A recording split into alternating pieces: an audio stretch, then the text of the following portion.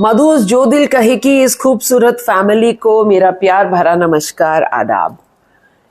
हम लोगों ने अभी कुछ दिन पहले एक और पाकीज़ा का full and final review share किया था, लेकिन फुल एंड फाइनल बोलने के बाद भी इतने सारे जब कमेंट्स आए तो मुझे लगा ये तो फुल एंड फाइनल हुआ ही नहीं। मैंने कम्युनिटी पोस्ट भी डाला था कि हम लोग एक और एपिसोड बनाएंगे जिसमें सारे कमेंट्स को क्लब करेंगे, पूल करके हम इसका जिस्ट निकाल के आएंगे।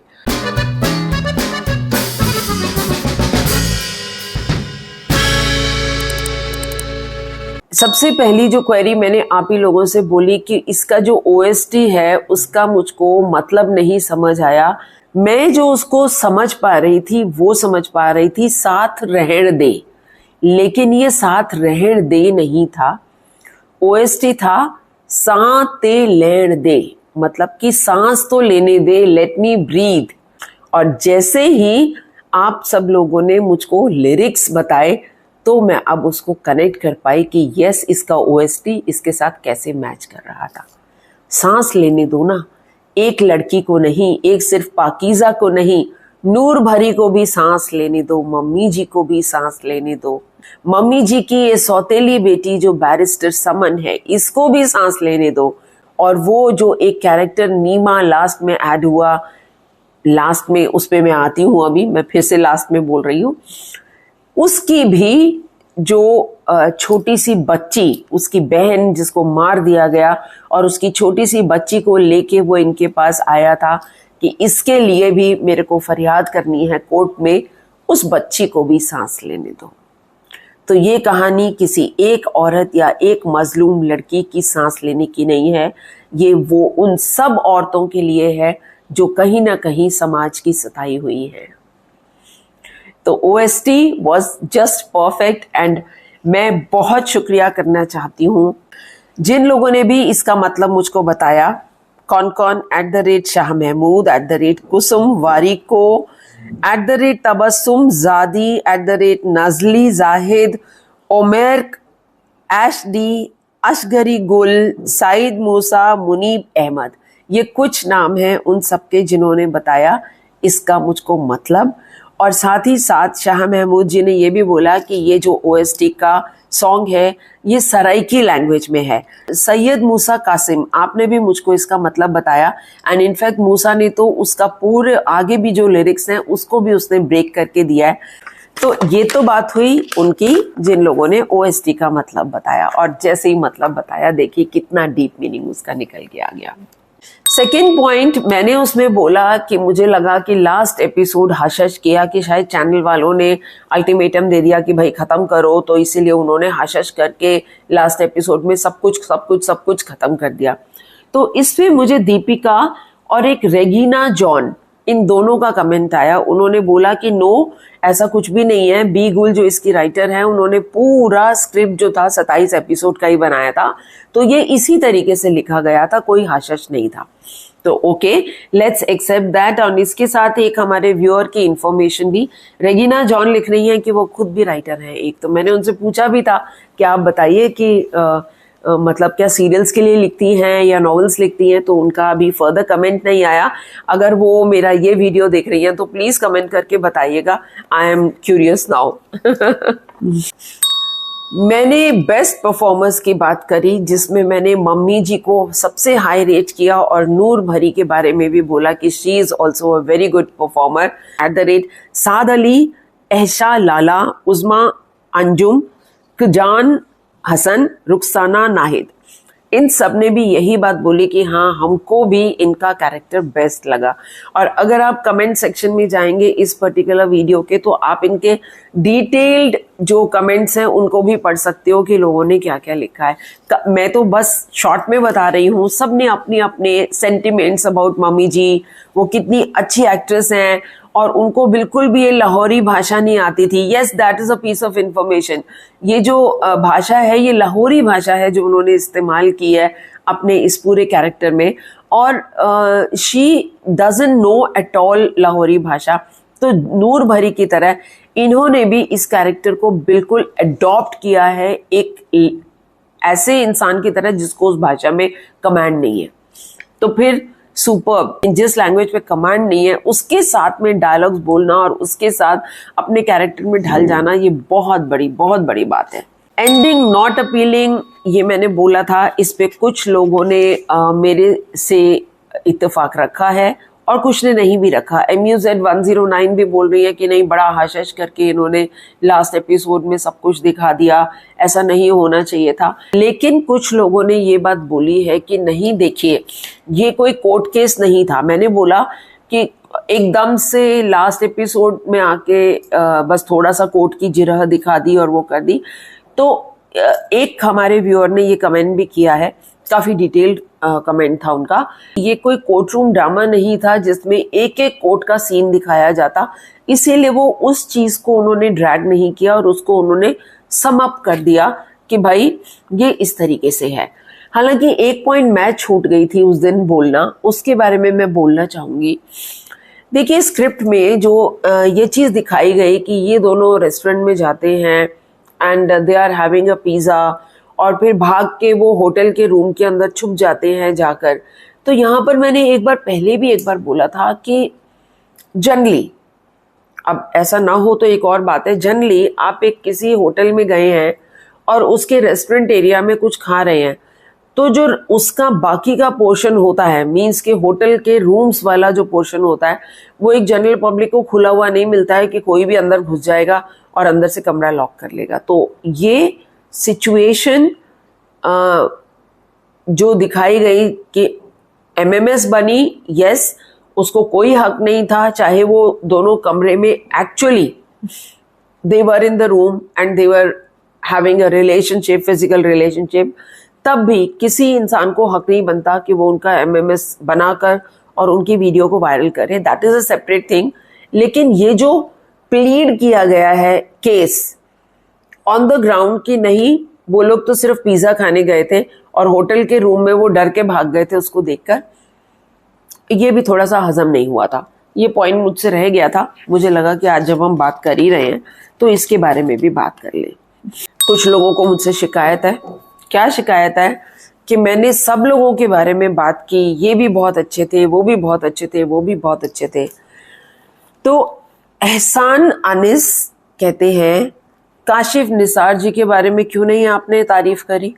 मैंने तो की थी, काशिफ जी के बारे में मैंने एज अ डायरेक्टर तारीफ की है, शायद आपने उस पोर्शन को मिस किया। उसको अगर आप जरूर देखें दोबारा तो आपको मिल जाएगा कि मैंने डायरेक्टर की बहुत तारीफ की है। इनफैक्ट उसमें मैंने ये भी बोला है कि ये मनजोगी में भी बहुत अच्छा इन्होंने काम किया था और यहाँ पे भी किया है। सिमिलरली समन का कैरेक्टर, बैरिस्टर समन, उसके लिए मुझको दो लोगों ने बोला है, अस्मा सैयद एंड जैद जी इंफॉर्मेटिव, ये दोनों भी कह रहे हैं आपने समन की तारीफ अलग से क्यों नहीं की। तो देखिए सारे के सारे कैरेक्टर्स जो थे वो अमेजिंग थे एंड समन ने भी बहुत अच्छी अपनी अदाकारी दिखाई, बहुत अच्छा रोल था उनका। मेरे पास एक्चुअली कोई स्क्रिप्ट नहीं होती है, सिर्फ कुछ पॉइंट्स नोटेड होते हैं, तो अपने दिमाग से चलती जाती हूँ और हाँ कुछ स्किप्स हो जाते हैं।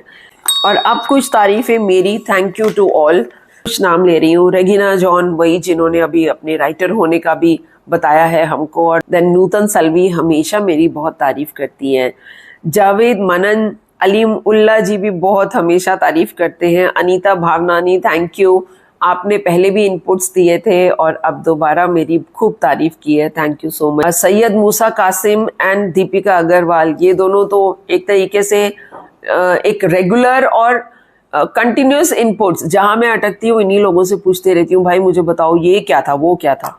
दुरे नायाब, समी मुनहास, आप सबको बहुत बहुत शुक्रिया। फिर बोलूँगी काफ़ी जो नाम है वो छूट गए होंगे। MUZ109, आपने भी मेरी बहुत तारीफ की थी और हमेशा करती रहती हैं। तस्लीम कांचवाला, पिंक पेरी विंकल, ऐसे कितने नाम हैं जो एक रेगुलर दोस्त बन चुके हैं। Doctor Khan, cardiologist from KP के एरिया आई थिंक, है ना, तो उनका भी, तो thank you so much to all of you. और इसके साथ ही कुछ लंबे कमेंट्स हैं, काफ़ी लंबे थे, जो कि बहुत इंफॉर्मेटिव हैं। ये हमजा अरैन ने लिखा है, मैडम पाकीज़ा का रोल सजल को ऑफर करना था, लेकिन नादिया खान जी ने डायरेक्टर को बोला कि सहर खान को लो, वो ये रोल बहुत अच्छा करेंगी, इसीलिए उनको मिला। वैसे विजुअलाइज कीजिए, अगर इसमें सजल होती तो ये रोल क्या कम निभाया जाता? नहीं, she is equally a very good actress. तो चाहे सहर हो, वो भी बहुत अच्छा परफॉर्म की हैं, और सजल होती तो वो भी बहुत अच्छा परफॉर्म करती। वैसे सजल मेरी one of the most favourites है। उसकी जो आंखों में आंसू आते हैं ना, यूं टप टप टप, ओह। और बिल्कुल सहर भी इसी तरीके से आंखों में जब आंसू लेके आती है ना, तो वो इतने नेचुरल आंसू लगते हैं। बहुत ही कमाल की दोनों एक्ट्रेस हैं। हमजा अरैन ने ही एक और इंफॉर्मेशन दी है कि मैम, ये जो मम्मी जी और नादिया अफगान का कैरेक्टर था, ये दोनों कैरेक्टर्स राइटर ने बिना सोचे समझे लिखे थे, लेकिन अभी उन्होंने इंटरव्यू में बताया है कि वो उन कैरेक्टर्स को देखती हैं तो वो खुद ही रोने लग गई। तो यस, कमाल के, देखो मतलब उन्होंने इसके बारे में सोचा नहीं था, राइटर ने इन कैरेक्टर्स को जन्म दिया, they were the babies of this writer, and किस तरीके से ये दोनों सुपर हिट हो गए हैं कैरेक्टर्स, सुपर्ब। मुनीब अहमद जी ने भी एक बहुत लंबा कमेंट भेजा है। इसका चलो जिस्ट पे आती हूँ। वो कहते हैं कि आपने एक बहुत इंपॉर्टेंट पॉइंट मिस किया। यस, मैंने ये इंपॉर्टेंट पॉइंट मिस कर दिया, उसका मैं डिटेल दे रही हूँ। इनका कमेंट मैं साथ में लगा रही हूँ स्क्रीन के ऊपर, उसको भी आप साथ में पढ़ते जाइएगा, जो मैं बोल रही हूँ उसको भी सुनिएगा। ही इज सेइंग कि आपने मम्मी जी के कैरेक्टर को प्रॉपरली एनालाइज नहीं किया, उनका पास्ट नहीं बताया कि वो ऐसी जो थी, पास्ट उनका बहुत ज़रूरी है बताना। Yes, I really missed it. मैंने मम्मी जी की तारीफ कर दी कि उनका कैरेक्टर मुझे स्ट्रॉन्ग पर्सनालिटी, दबंग और अच्छी मैनेजर, ये सब तो बोल दिया, ये मुझे बताना चाहिए था। Now I am coming to that. देखिए, समन की ये जो सौतेली माँ है, इनकी बात चल रही है, हिना जी की। इनका पास दिखाया गया है कि she was basically the second wife of Saman का फादर। अभी मोस्टली, अभी देखो यहाँ अपने यहाँ पे इंडिया में हिंदू धर्म में तो सेकेंड मैरिज अलाउड ही नहीं है, इलीगल है, लेकिन मुस्लिम लॉ में 3 या 4 मेरे ख्याल से शादियां कर सकते हैं। तो लेकिन मोस्टली क्या होता है, समाज के सामने बहुत सारे लोग अपनी सेकेंड वाइफ को लाना नहीं चाहते। यही सिचुएशन थी यहाँ पर इनकी मम्मी जी के साथ। मम्मी जी को जो हस्बैंड मिले, उन्होंने इस मैरिज को सीक्रेट रखा, इसीलिए मम्मी जी ने अपना जो मैरिज सर्टिफिकेट था उसको छुपा के रखा था, अपने हस्बैंड को इज्जत देने के लिए, जिनकी डेथ हो चुकी है। समन को अगर वो अपना मैरिज सर्टिफिकेट दिखा देती तो समन बीइंग अ वुमेन एक्टिविस्ट, एक ऐसी वकील बैरिस्टर जो औरत के हक के लिए लड़ती है, वो उनके लिए भी खड़ी हो जाती, वो उनको भी प्रॉपर्टी में हक, अपने फादर की जायदाद में हक, या और जो भी उनके राइट्स बनते थे एज अ वाइफ, वो सब के लिए वो खड़ी हो जाती, जो वो नहीं चाहती थी। क्यों नहीं चाहती थी? ये रिस्पेक्ट थी उनके अपने हस्बैंड के लिए, शायद एक indirect promise to the husband. तभी उन्होंने अपनी इस सौतेली बेटी को वो सर्टिफिकेट नहीं दिखाया। बार बार कहती रही कि वो कहीं खो गया है, पता नहीं कहाँ है, मेरे को पता ही नहीं है वो कहाँ है। तो इस चीज को और भी हमारे कुछ व्यूअर्स ने जस्टिफाई करने की कोशिश की कि मैंने जब कहा कि मम्मी जी को मारना जरूरी था ही नहीं, लास्ट में क्यों मारा उनको? इनफैक्ट उनको तो और स्ट्रांग दिखाना चाहिए था कि अब वो दूसरी औरतों के लिए काम कर रही हैं और स्ट्रांगली काम कर रही है।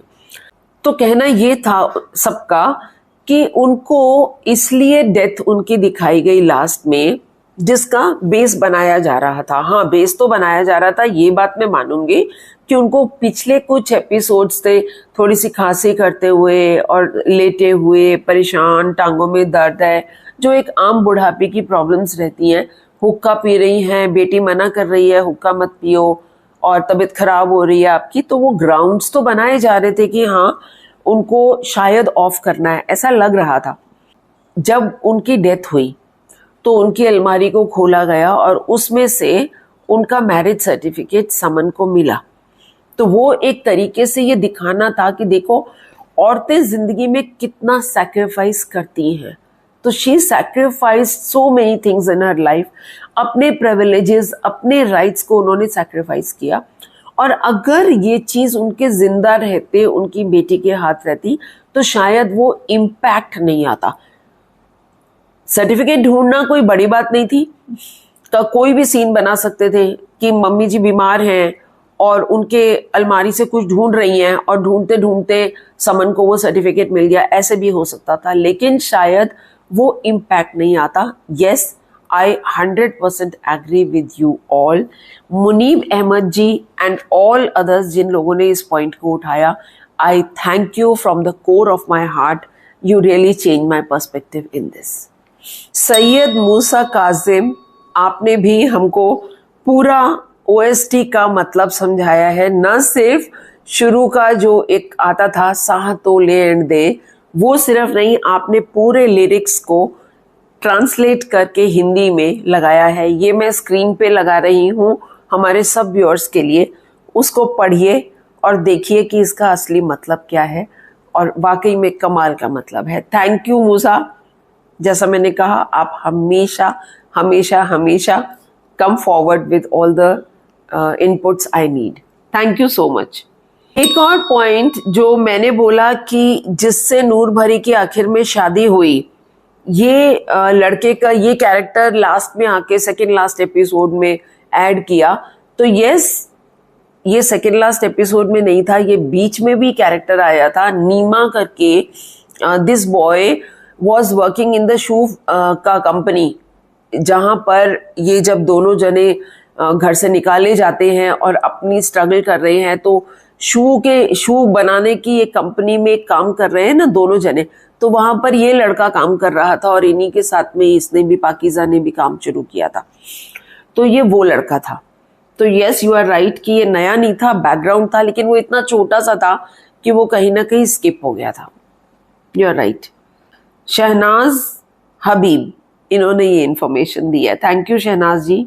एक कमेंट मेरे पास पहली बार आ रहा है, पहले तो हम इनका वेलकम करते हैं। नाम है शाजू। शाजू जी ने लिखा, सलाम, कैसी हैं आप? मैं पहली दफ़ा आपको कमेंट कर रही हूँ। मैं आपकी वीडियोस बहुत शौक से देखती हूँ और मैं काफ़ी अरसे से इस वीडियो का इंतज़ार कर रही थी। क्या बात है, थैंक यू सो मच इतनी प्यारी प्यारी बातें करने के लिए। ओह, लेकिन लगता है आप इस ड्रामा के कुछ पॉइंट्स मिस हो गए। पहली बात, दीमा पहली बार नहीं आया, जो अभी हमने डिस्कस किया वही इन्होंने भी बोला। दीमा के कैरेक्टर को थोड़ा सा वो और ज्यादा डिस्क्राइब कर रही हैं। बेसिकली दीमा की सिस्टर की मैरिज हुई, उसके हस्बैंड ने उसको टॉर्चर किया और ऐसा टॉर्चर किया कि वो मर गई, और उसकी जो बेटी है छोटी सी न्यू बॉर्न बेबी, उसको भी वो अपने पास रखने को तैयार नहीं था। तो दीमा उसको लेके इनके पास आता है वकील के पास कि मेरे को जस्टिस चाहिए अपनी बहन के लिए, मैं उसके खिलाफ केस करना चाहता हूँ। तो इस तरीके से ये स्टोरी बनी। तो जैसा मैंने अभी शुरू में कहा था, OST के मीनिंग के साथ में रिलेट किया था कि ये जो छोटी सी बच्ची थी, ये भी साह तो लेड़ दे का एक हिस्सा बन गई थी। इन सब औरतों में सबसे छोटी जो एडिशन थी वो ये लड़की थी, बच्ची छोटी सी। और आपने बिल्कुल सही लिखा है कि ये ड्रामा सिर्फ पाकीज़ा की कहानी नहीं थी, उन सब लड़कियों की कहानी थी जो अपनी जिंदगी में किसी ना किसी ट्रेजेडी से गुजरी हैं। पाकीज़ा, मम्मी जी, नूर भरी और अब वो baby girl. Yes, I think मैं इन्हीं के वर्ड्स को पहले OST के टाइम पे कनेक्ट कर गई हूँ। और एक बात, मैंने तो एक पासिंग कमेंट किया था कि 10 साल छोटे लड़के से नूर भरी शादी करती है। आई डिड नॉट मीन कि ऐसा नहीं होना चाहिए। मेरे हिसाब से कोई भी रिलेशन अगर वर्क कर रहा है उसमें एज कोई बार नहीं होती। हमने दोबारा को रिव्यू किया था, आप लोगों ने अगर मेरा दोबारा का रिव्यू नहीं देखा तो उसको ज़रूर देखिए। उसकी स्टोरी क्या थी, हदीका कियानी का कैरेक्टर क्या था। She is an old lady. पहले तो उसने जिस आदमी से शादी की वो इससे 20-25 साल बड़ा था। फिर अब जब उसके उस 20-25 साल बड़े आदमी की मौत हो जाती है तो उसके बाद वो अपने से 20-25 साल छोटे लड़के से शादी करती है। तो ये कहानी थी, दोनों पर्सपेक्टिव्स थे, आदमी बड़ा औरत बहुत छोटी, फिर औरत बहुत बड़ी और आदमी बहुत छोटा। तो these are all immaterial things. In fact जब मैंने दोबारा का कमेंट दिया था तो एक हमारी व्यूअर जो अभी बहुत टाइम से कनेक्ट नहीं हो रही हैं, पता नहीं क्यों, उनका मेरे पास अलग से मेल आया था। उनकी जिंदगी उसके ऊपर आधारित थी। She also went through that, और अभी जो हस्बैंड हैं उनके, वो उनसे 10 साल छोटे हैं उम्र में। और अभी एक और रिव्यू जो मैं देके हटी हूँ डंक का, उसमें जो टॉप परफॉर्मर मैंने आपको बताई थी, उन्होंने भी अपने से शायद 10 साल छोटे लड़के से शादी की है, एंड दे आर हैप्पी ना। तो क्वेश्चन वो नहीं था, मेरा बताने का वो मकसद नहीं था, मेरा मकसद था हश हश। तो वो हश हश में मैंने जो स्टोरी सुनाई उसमें वो रिलेट किया था। और एक और मैं बताना चाहूंगी, उर्वशी सोनी। जैसे सैयद मूसा कासिम ने पूरे ओएसटी को हिंदी में एक्सप्लेन किया है, इसी तरीके से उर्वशी सोनी ने इसको इंग्लिश में पूरे लिरिक्स जो हैं इस ओएसटी के, उसको एक्सप्लेन किया है। वो भी मैं यहाँ पर स्क्रीन पे लगा रही हूँ। इस ब्यूटीफुल ड्रामे के ओएसटी के एक एक वर्ड का मतलब जानिए। तो यहाँ पर खत्म करते हैं आज का एपिसोड। आई जस्ट होप कि अब हमने किसी पॉइंट को मिस नहीं किया एक और पाकीज़ा में। तो चलिए फिर मिलते हैं। अपने कमेंट्स का सिलसिला बिल्कुल जारी रखिएगा, क्योंकि यही लाइफ है इस particular channel. Thank you so much, खुश रहिए, फिर मिलते हैं।